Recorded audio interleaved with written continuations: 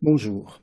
On va parler des différents types d'interfaces série qui existent autour du microprocesseur. Ces interfaces permettent de communiquer avec des circuits extérieurs, des cartes, par exemple les shields Arduino.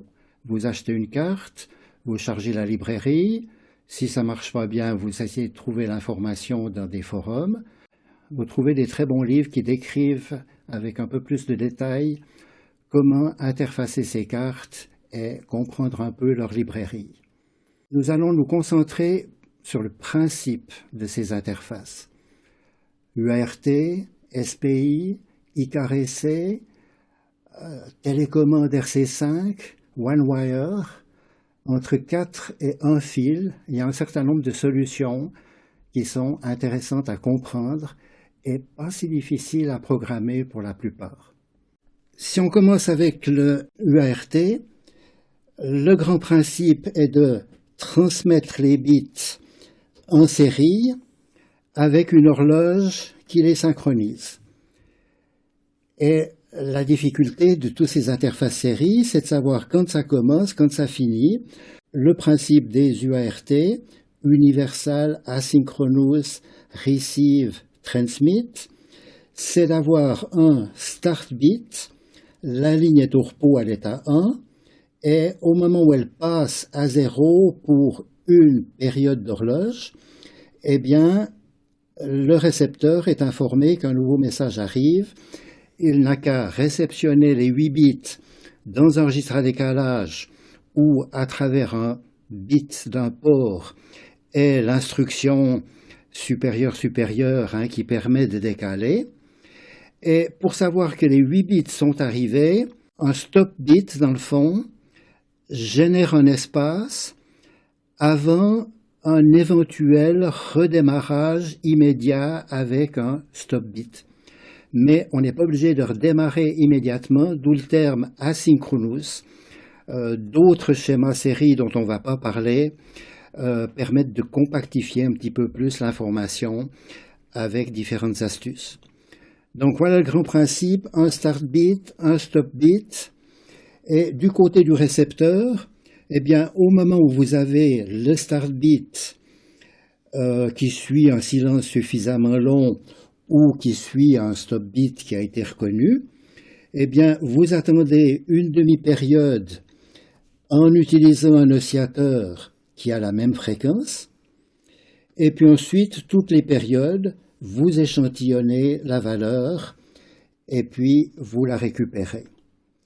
Alors, l'oscillateur à la réception peut admettre une certaine erreur, dans le fond, il va y avoir un décalage, mais tant que ce décalage est inférieur à une demi-période, ça ne pose pas de problème.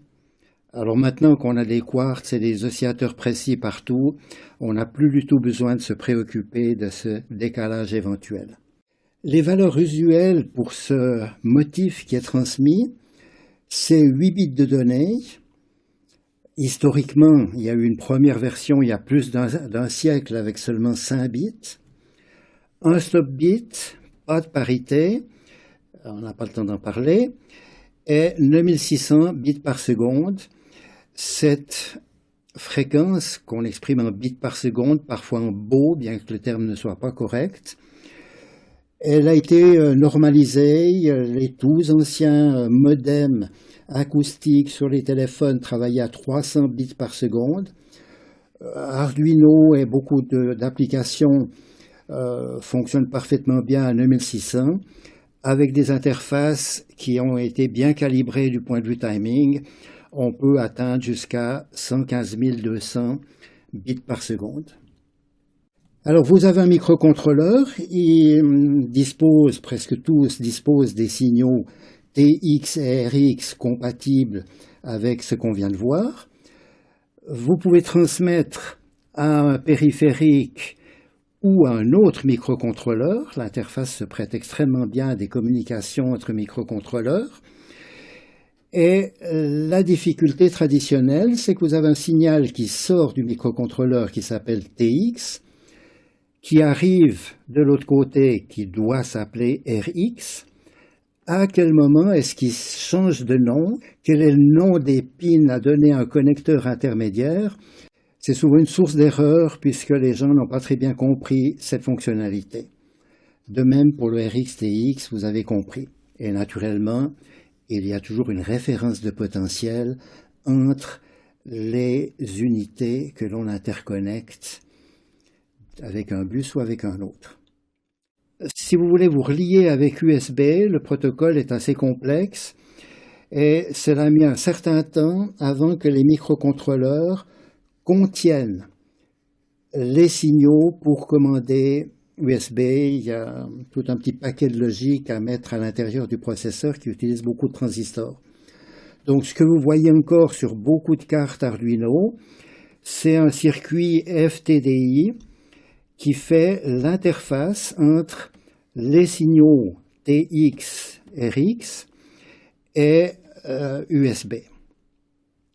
Alors maintenant, si vous voulez vous connecter avec un PC, on a déjà vu les possibilités avec le terminal. Il y a des possibilités plus performantes qui sont offertes, par exemple avec processing.org, qui vous permet de faire une visualisation graphique sur l'écran du PC de données que vous avez préparées sur votre microcontrôleur. Deux mots sur le RS-232, qui est en fait la source historique de cet UART. C'était prévu pour transmettre sur une certaine distance, avec des tensions de plus ou moins 12 volts. Le signal est simplement inversé par l'amplificateur 12 volts. Le RS-232 original contient des lignes de contrôle pour un modem. C'est un connecteur à 25 pattes qui souvent a des versions réduites à 9 pattes sur les anciens PC. Bien, ce protocole qu'on vient de voir, vous transmettez et vous n'êtes pas sûr qu'il y avait quelqu'un à l'autre bout pour recevoir le message. Donc c'est ce qu'on appelle un protocole en anglais send and pray, envoyer et prier pour que ça arrive. Et j'aimerais le comparer avec un autre protocole qui évidemment est plus intéressant, qui s'appelle Handshake, il n'y a pas de traduction française. C'est la poignée de main qui fait que lorsque vous avez transmis à votre périphérique, eh bien vous savez qu'il est bien là et qu'il va vous répondre. Alors un exemple ancien dont on trouve des résidus encore dans certains processeurs, c'est l'interface parallèle de Centronix, qui est un fabricant d'imprimantes, qui a eu beaucoup de succès il y a 20 ou 30 ans. Vous envoyez 8 bits en parallèle. Et avec ces 8 bits en parallèle, vous avez un signal strobe qui va vous dire l'information est présente. Vous avez préparé vos 8 bits et vous avez un signal strobe qui peut être positif, qui peut être négatif, qui en fait à l'époque, je crois, est un signal statique. Donc le récepteur peut prendre cette information et maintenant il va vous répondre avec un signal qui s'appelle acknowledge. Le temps se déroule horizontalement et comme ça vous savez que le caractère a été reçu. Ici ça va activer un flag dans le périphérique pour dire c'est arrivé, il faut s'occuper du data. Ici ça va activer un flag, un fanion dans le maître pour lui dire tu peux envoyer le caractère suivant. Donc là, on n'a pas de contrainte de timing. Et ce bus Centronix avait aussi à l'époque, on n'avait pas peur des gros connecteurs. C'était un énorme connecteur de 38 pins avec des signaux de contrôle pour l'imprimante. Un type de transmission qu'on va retrouver dans différentes formes, c'est le SPI, Serial Peripheral Interface. Vous avez un maître qui envoie une impulsion d'horloge avec les données associées comme dans le cas de l'UART, mais les horloges démarrent au moment où vous avez de l'information à envoyer. Dans l'état de repos, le clock est à l'état 1, dans certains cas à l'état 0, les données sont quelconques, et il faut maintenant bien savoir à quel moment vous allez modifier les données, échantillonner ces données, ici c'est avec un flanc montant, et puis ensuite continuer la transmission de 8 bits. Alors, autre choses sont précisées, il y avait à propos de cette façon de transmission, donc il faut chaque fois bien se renseigner quel est l'état de repos du clock, quel est le front actif. Alors, en même temps que vous transmettez vers l'esclave, vous pouvez récupérer de l'information de l'esclave, et là, remarquez la clarté de ces noms pour une fois. MOSI, microprocesseur out, vous savez que cette pin sur le maître, c'est du out pour le microprocesseur. Slave in, vous savez sur l'esclave que c'est une entrée. Et en sens inverse, MISO, microprocesseur in, slave out. Alors là aussi, il faut savoir à quel moment l'esclave va transmettre les données par rapport au maître. Donc là, j'ai pris l'option où c'est au niveau de l'esclave le flanc montant aussi qui va déclencher le décalage. Donc vous allez trouver le bit 0 et vous remarquez que c'est décalé, ce qui dans certains cas peut poser certains problèmes au moment de la lecture, où soit vous lisez trop vite, soit vous lisez trop tard et vous perdez le dernier bit. Donc là, il faut bien analyser ces diagrammes d'état. Maintenant, on avait vu qu'on a besoin d'un start bit, on a besoin d'un stop bit. Ici, il est réalisé avec une ligne supplémentaire qui s'appelle slave select. Au moment de la transmission, on active ce signal qui veut dire une information arrive et puis le stop bit ici, l'information est arrivée. Une autre interface beaucoup plus astucieuse, c'est l'ICAREC.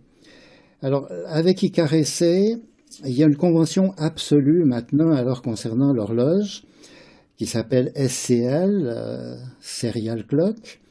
C'est que les données sont échantillonnées par un flanc montant et les données ne doivent pas changer pendant la durée de l'horloge. Donc vous avez une impulsion positive de l'horloge et les données doivent être stables pendant cette période. Ceci nous permet de faire une astuce, qui est de dire, mais si les données ne changent pas quand l'horloge est à 1, on peut décider que si les données changent, c'est une information différente. Donc ici, au début du message, l'horloge est à 1, et le fait que les données passent de l'état 1 à l'état de 0, au repos, la ligne est à l'état 1, on a ici un start, l'équivalent du start bit. Et de la même façon, on va trouver un stop bit ici en remettant le signal à 1. Alors il peut être nécessaire évidemment pendant que l'horloge est à 0, de bien remettre ici le signal à 0 pour qu'il ait son effet. Un peu plus en détail, le début de la séquence, vous avez le start bit, vous avez les données qui sont stables ici, pendant que l'horloge est à 1, vous transmettez 8 bits, et là il y a une jolie astuce qui est de dire, je vais transmettre un 9e bit en donnant la parole à l'esclave. Ce qui veut dire que le maître ici arrête d'envoyer de l'information et l'esclave peut intervenir pour imposer un 0 sur la ligne ou au contraire ne pas imposer une action, ce qui peut être considéré comme catastrophique ou au contraire une simplification dans l'interface où on n'avait pas besoin de ce handshake, de cette synchronisation des échanges. Alors là, on a en fait le signal avant l'amplificateur de sortie du maître. Là, on a le signal avant l'amplificateur de sortie de l'esclave. Comment est-ce que c'est combiné au niveau du bus? Alors, SCSI est vraiment un bus avec certaines parentés avec les bus des microcontrôleurs, bus internes. Vous avez un maître, vous avez des esclaves. Je n'ai pas mis de nom parce que on a une belle symétrie sur ce bus et dans le protocole qui fait qu'il faut naturellement un maître pour coordonner les échanges, mais ce maître peut très bien donner la parole à un esclave en lui disant dorénavant, c'est toi qui es le maître, moi je serai l'esclave. Ça se produit dans les sociétés humaines aussi. Alors une différence importante par rapport au bus des microcontrôleurs. Dans un bus de microcontrôleur, vous avez l'état 0, vous avez l'état 1 quand c'est programmé en sortie, vous avez l'état flottant quand l'entrée d'un microcontrôleur est en entrée, et au niveau de ce bus avec les signaux clock data, le 0 sera l'élément actif, le 1 est exclu, le 1 sera forcé par des pull-ups, et ça veut dire que si vous avez une pull-up qui impose l'état 1, n'importe quelle unité peut imposer un 0 sans se trouver en court-circuit avec une autre unité qui chercherait à mettre un 1. Donc, c'est le grand principe de ce qu'on appelle collecteur ouvert, mais on ne vous l'a pas présenté comme ça. Donc, on va travailler entre l'état 0 et l'état flottant, et au lieu d'écrire sur le bus des 0 et des 1, on va préparer un 0 dans le port de sortie, et puis programmer avec le registre de direction, qui a différents noms suivant les processeurs. On va programmer ici direction sortie, et on aura un 0 sur la sortie, puisqu'on l'a préparé dans le port. Et puis direction entrée, et c'est soit un état 1, soit une possibilité de lire de l'information qui vient d'une autre unité. Alors la programmation est un petit peu plus délicate à cause de ça, mais quand on l'a bien compris, on définit des modules qui correspondent à ces différentes fonctions, start bit, stop bit, data, acknowledge. Mais je vous conseille quand même d'utiliser des librairies qui sont bien faites et qui correspondent aux besoins du périphérique, parce que j'ai expliqué comment transmettre 8 bits, mais en fait on va transmettre des messages avec des adresses, avec des répétitions de données, et ceci dépend beaucoup des périphériques utilisés, des circuits intégrés qui ont été connectés. Bien, quelque chose de bien connu aussi, c'est la télécommande infrarouge ou les transmissions radio, où là en fait il y a l'équivalent d'un seul fil pour transmettre. Alors, avec les circuits de télécommande infrarouge, vous avez une diode infrarouge sur laquelle vous envoyez des trains d'impulsion à 40 kHz. Et la durée de ces trains est de l'ordre de la milliseconde. Et des circuits spéciaux, il ne faut pas en utiliser d'autres, ils sont faciles à obtenir, vous permettent d'intégrer dans le fond cette séquence avec un certain retard et de vous fournir un signal actif à 0 en général qui correspond à ce train d'impulsion avec un léger retard. L'intérêt de ces circuits, c'est que non seulement ils intègrent, mais ils ont aussi un contrôle automatique de gain. Qu'est-ce que ça veut dire? Ça veut dire que si le signal est faible, eh bien, il y a une amplification plus importante et ça permet de couvrir des distances un petit peu plus grandes puisque, évidemment, l'intensité du signal ici diminue avec le carré de la distance. Alors, évidemment, si vous êtes loin, Le contrôle automatique de gain augmente la sensibilité au maximum et vous allez plus facilement capter des parasites. Alors, dans les télécommandes commerciales, on trouve beaucoup le code RC5 qui a ce type. On n'a plus qu'un fil pour transmettre des 1 et des 0. Donc on va jouer sur la longueur des impulsions ou sur le déphasage. Là, toutes les fois que vous avez un flanc descendant, c'est un 0. Toutes les fois que c'est un flanc montant, c'est un 1. Dans tout ce domaine des communications dites sans fil, mais où pour nous il y a un canal de transmission, une ligne de transmission, eh bien on rencontre des protocoles plus ou moins, on rencontre des formes d'ondes plus ou moins astucieuses dont on ne va pas parler. Alors chaque impulsion ici correspond en fait à un train de 32 impulsions. Bon, il y en aura 2 fois plus ici. Et c'est ce que j'avais représenté là. Alors, il y a quelque chose qui devrait vous faire sourire dans cette figure. 1,778 millisecondes de largeur d'impulsion. Celui qui a écrit ça est certainement pas ingénieur. On ne peut pas, en physique, sauf dans des cas vraiment en investissant beaucoup d'énergie, arriver à des précisions pareilles, à moins d'un pour mille. Et du point de vue programmation, c'est clair que vous ne pourrez jamais respecter des temps pareils. C'est absurde de donner des valeurs aussi précises et c'est inutile de donner une valeur précise. Ce qu'on veut, c'est avoir une fourchette de valeurs. Vous allez devoir programmer cette durée.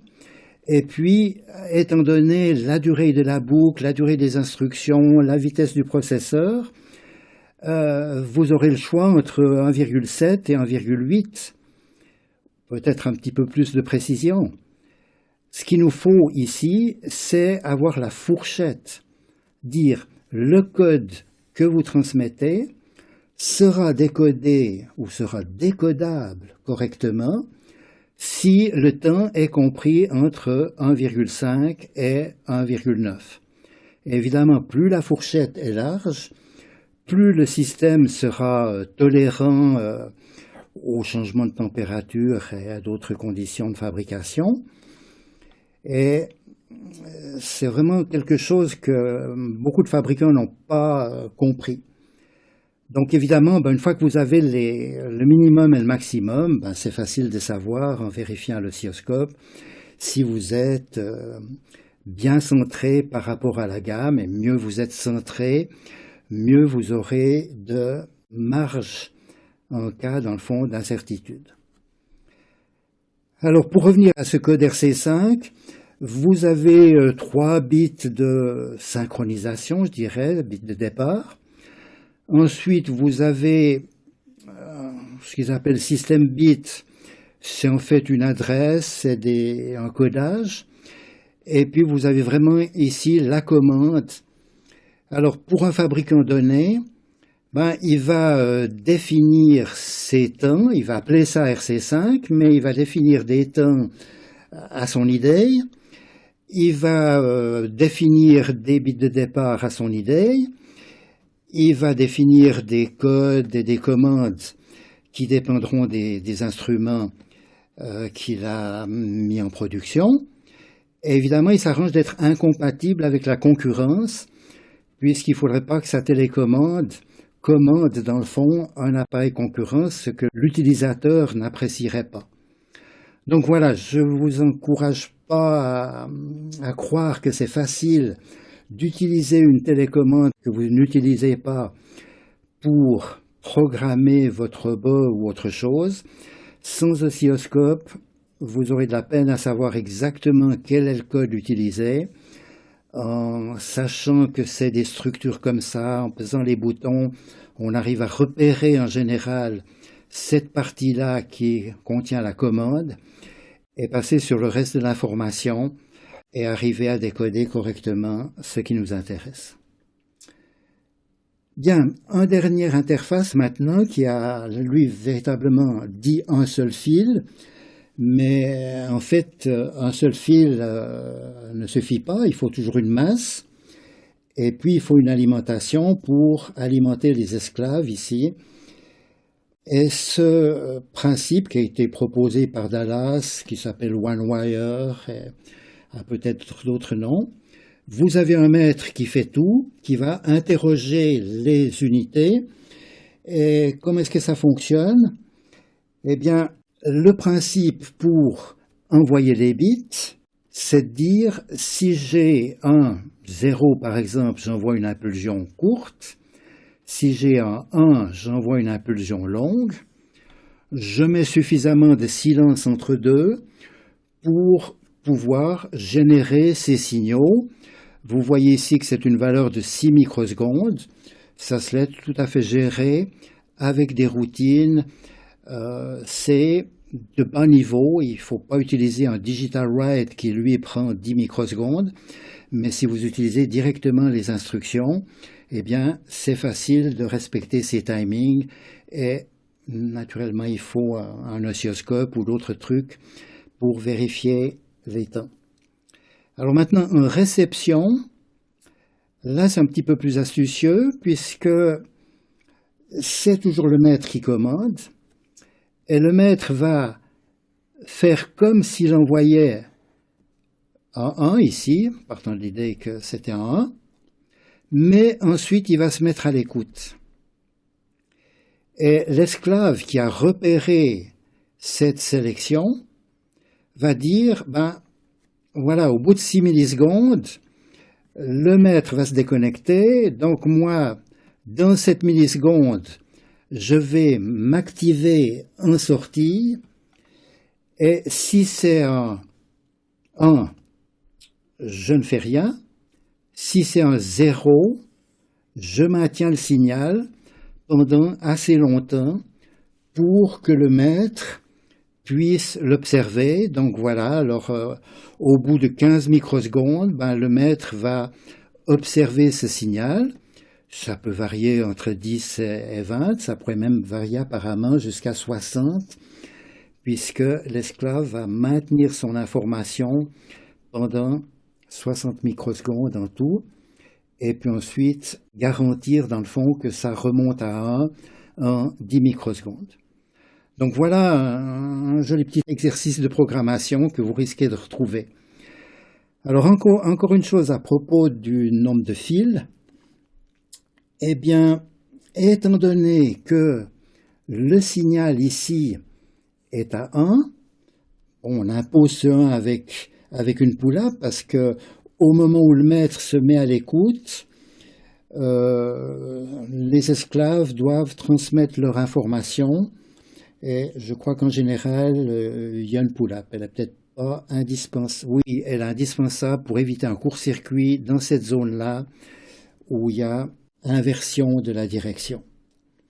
Bien, puisqu'on a un 1 en permanence ici, enfin la majorité du temps, on peut charger un condensateur avec cet état 1 à travers une diode et obtenir l'alimentation du circuit à travers cette petite alimentation, même pas régulière, mais les circuits sont très tolérants à des variations de tension entre 3 et 5 volts. Donc voilà, on a pu réaliser un bus à 2 fils sur lequel on peut accrocher toute une série de circuits vendus par Dallas et d'autres fabricants qui permettent de mesurer les températures, de stocker de l'information, etc. Et c'est évidemment très avantageux en domotique. Vous partez avec 2 fils à travers votre maison et vous récupérez l'information. C'est lent, mais ça n'a pas d'importance pour mesurer les températures et surveiller des portes qui vont mettre en tout cas 1 seconde pour s'ouvrir. Bien, alors voilà, on a pu voir et comprendre plusieurs interfaces série, se rendre compte que c'est très important de bien réfléchir aux impulsions d'horloge, à la stabilité des données, Et devinez qu'il y a là derrière une masse d'applications, beaucoup de circuits intégrés qui permettent de faire des choses très intéressantes avec un microcontrôleur.